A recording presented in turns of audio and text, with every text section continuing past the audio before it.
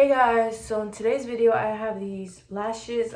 They're in the size KD 111. They're good for if you want to dress up or if you want to cosplay, just simple stuff like that.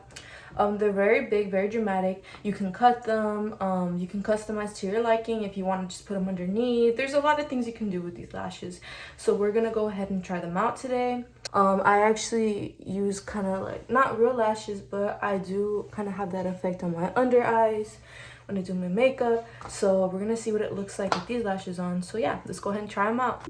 Okay, so here I have them on. As you can see, they're just very big, very dramatic. I think they're really cute. I think they really fit like my under eyelashes. Now, what I do recommend is using some sort of lash adhesive, so like lash glue, anything safe for the eyes so that they can last all day, because they will last all day if you put some sort of adhesive, which it does come with some adhesive like already on the lash, but you will have to add that extra to it.